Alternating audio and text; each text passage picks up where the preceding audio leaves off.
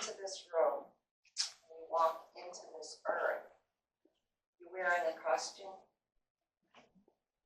That's all it is a costume. As we grow older, we present ourselves with our own costume.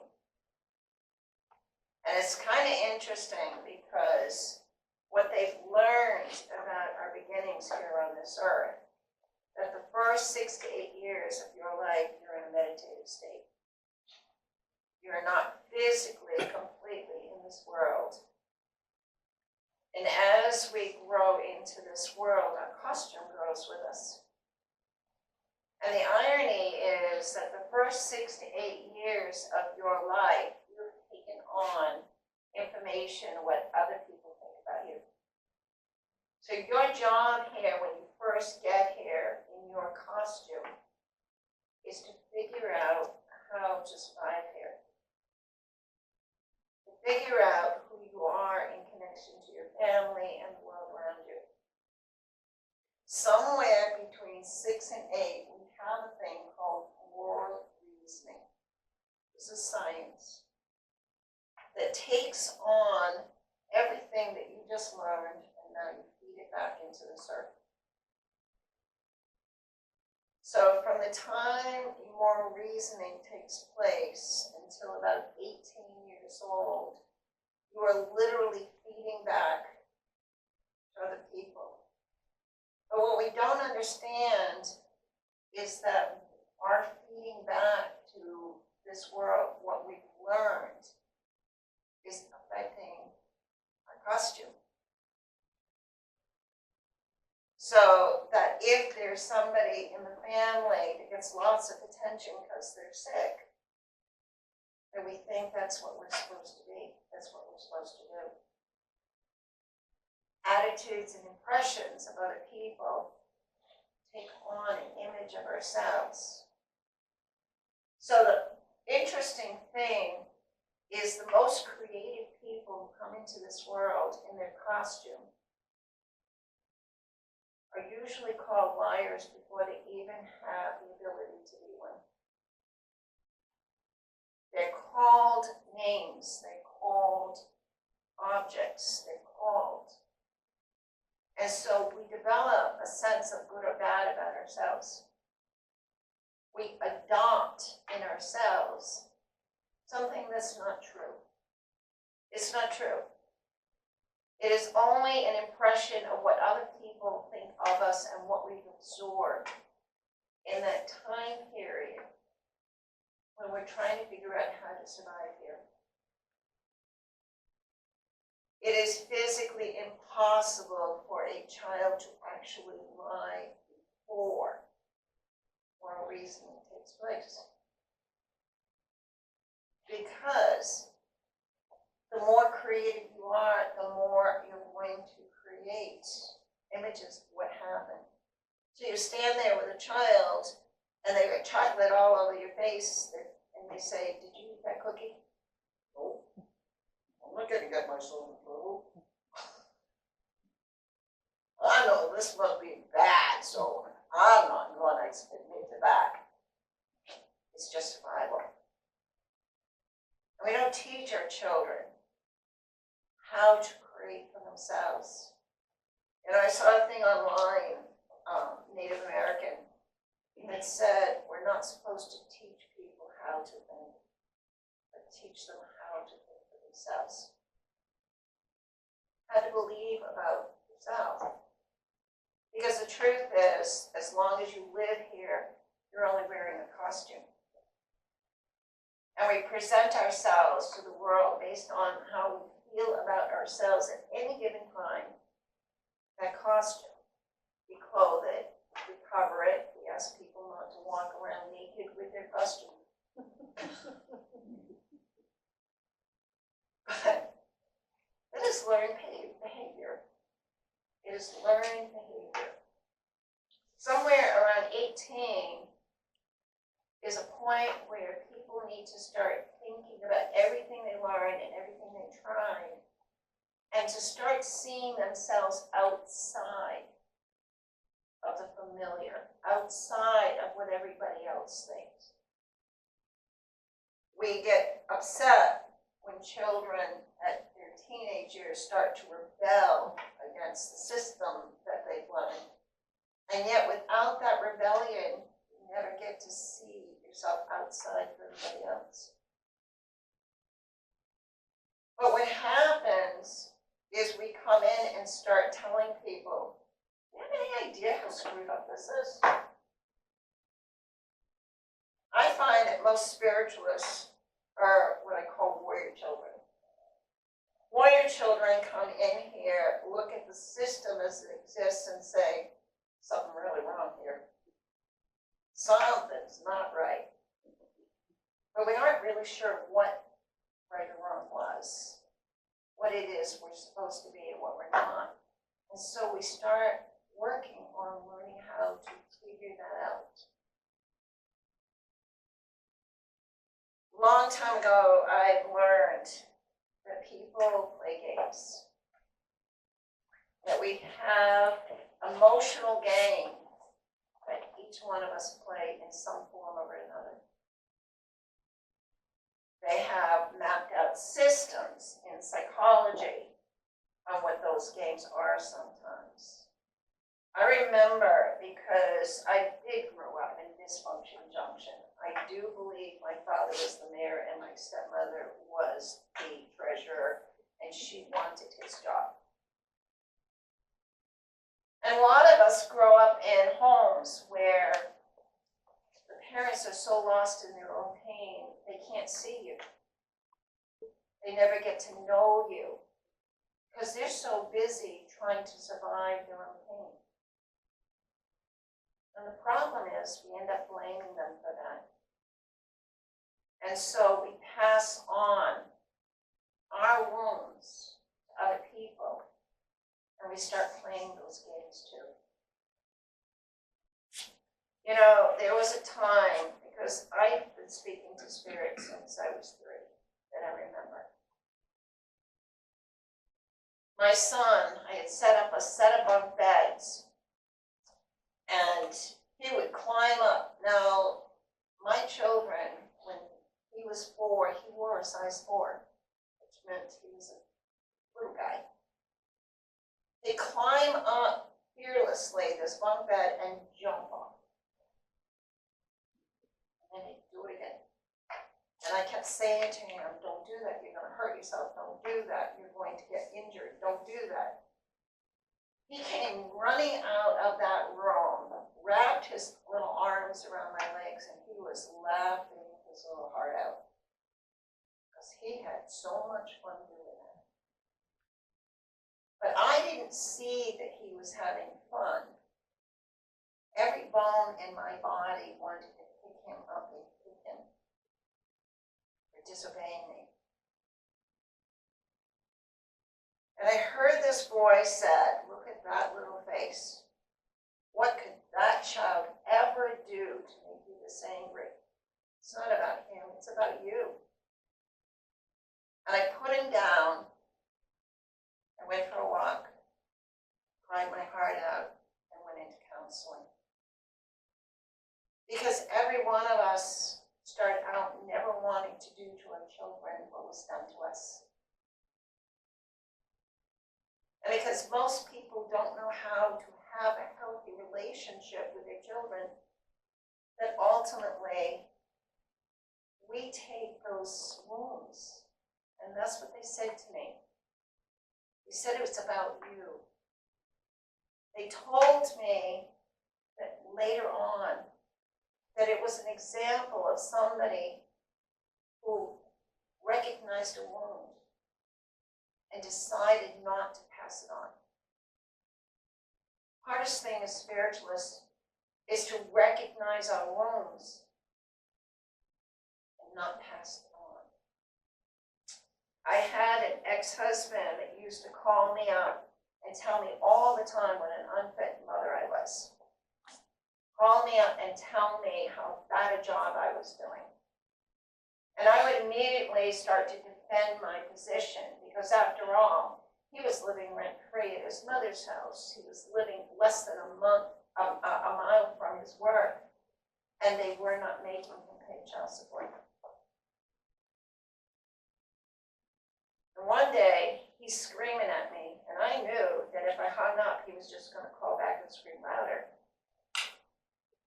voice said to me, he's talking about himself. And it made me stop and pause and start listening to the words he was choosing. Listening to what he was actually saying.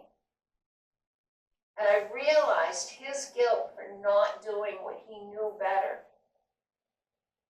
was decided to do anyway. He was trying to get me to own it. He was trying to get it to be about me instead of him. So there's a saying that says, if you call me a chair, I'm not a chair. If you call me a chair, I'm not a chair. But if I think I am, if I question whether or not I am, I'm going to start taking it on.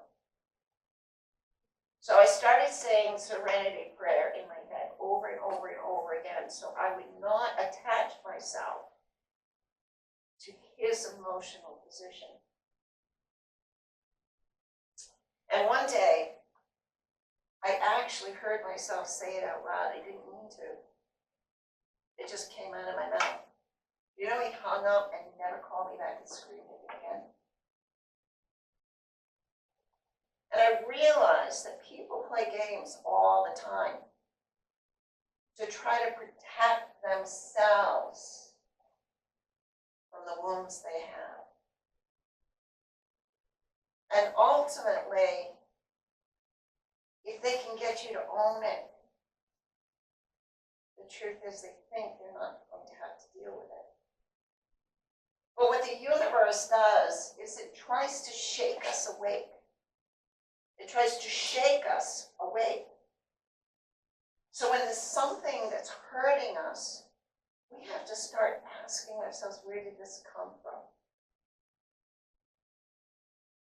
We are powerful souls that put on a costume and started learning how to survive this world. But was that what this world was created for?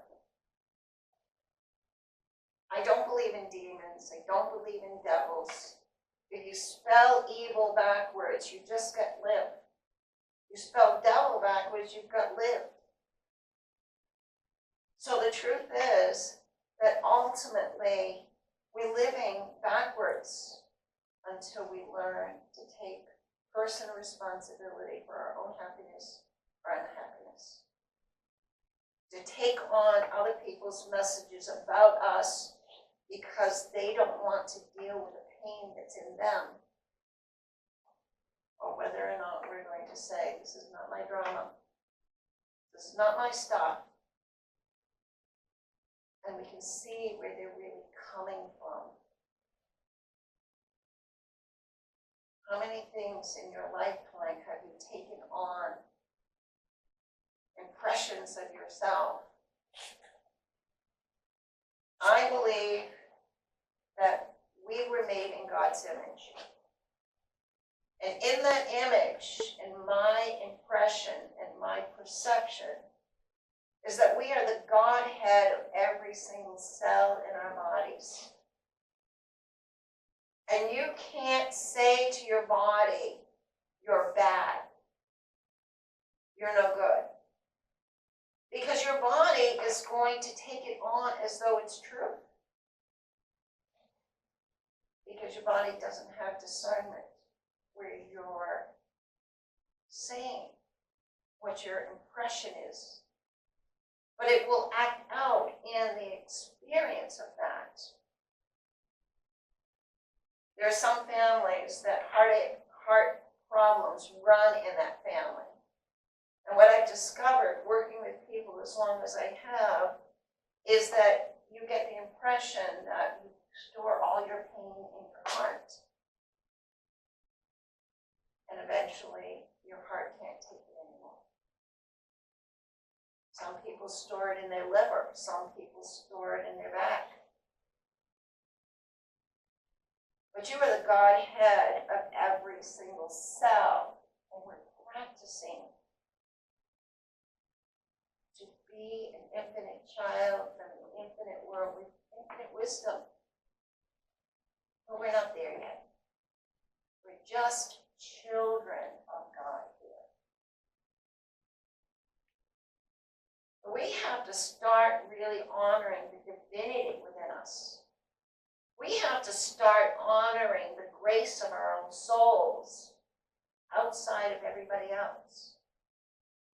Because one of the things I learned from being a medium is that when you go to the spirit world, the very first thing they will tell me is they feel connected to everybody and everybody's connected to them. And after a while I realized that if you're connected to everybody there and everybody's connected to you, where do you start, where do they end? Who are you outside of? Is it your thoughts? Are you picking up on somebody else's thoughts? And unfortunately, we come into this world, and because now we're separated from everybody else, it's unusual, it doesn't feel right. And so we try to connect with each other. Biblically, people live to be 1,000 years old. In 1900, if you were 40, you'd be an old person. The government decided if most of you will die at 40, that ultimately they set the retirement age at 65. Because they figured they'd be collecting all this money, and they would have to pay you. They got to keep it. But people started saying, well, if I'm supposed to retire at 65, I'll spend 5-10 years, and then I'll go.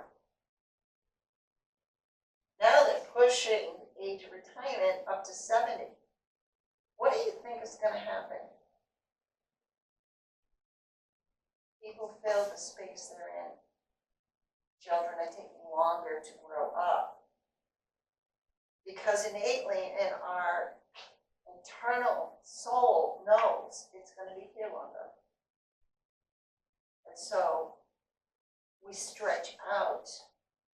I worked for Columbia University at a retreat one time, and I love watching people understanding why they do what they do. And now these were heads of Exxon, heads of Campbell's, heads of corporations. And I swear to God, I felt like these were little children, and we should have gotten a rope and a little hook so they could all follow each other. Because they were in unknown territory, and their whole life is governed usually by their secretaries or assistants.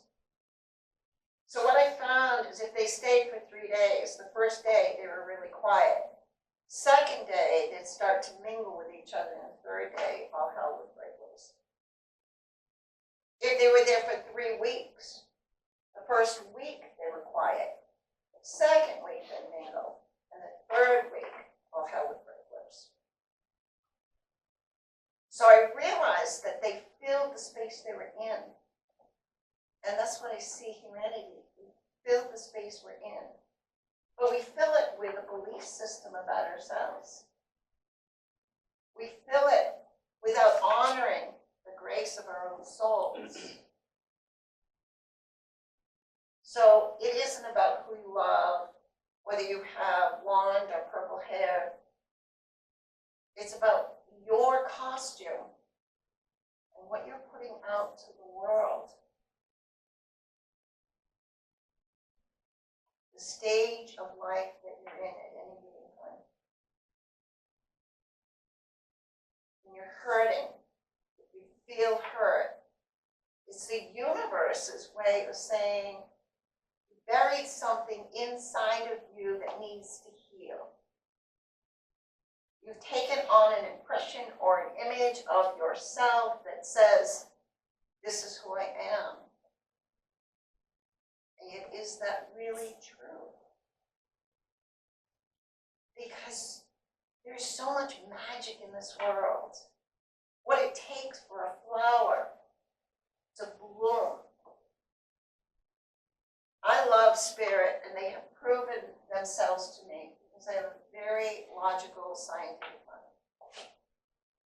But I do believe in cause and effect. if something happens, and they can prove it to you. So I had a center in Derry, New Hampshire. And as I was walking around my land, I noticed that I didn't see any fairies or nymphs or things associated with the plant kingdom. And there is a whole world associated with the plant kingdom. Anybody who is a green thumb knows that the energy they carry is actually affecting the flowers around them, the plants that they have. There was an experiment done one time with a gentleman where he wanted to show that your energy affects the things around you. So he had them plant seeds. One, they got watered, but they got watered by an irrigation system, not personally.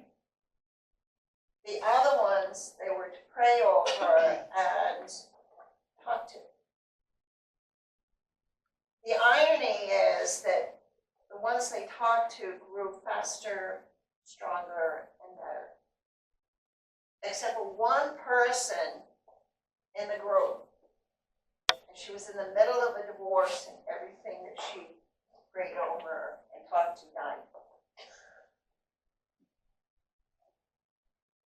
They did an experiment in Berkeley, California, where they had 3 raised beds. The first one, machinery planted the seeds. Machinery tended to it.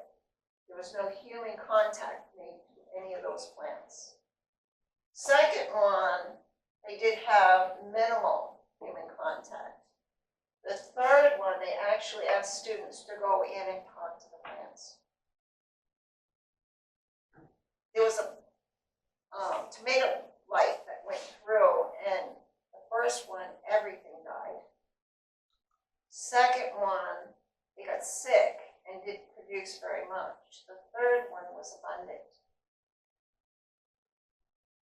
So they furthered that, and they had somebody go in and just take the fruit off one of the plants. And then they had somebody else go in and honor the plant and ask permission for that fruit. And what they found is the one that was honored and asked for produced more vitamin content than the one that was taken.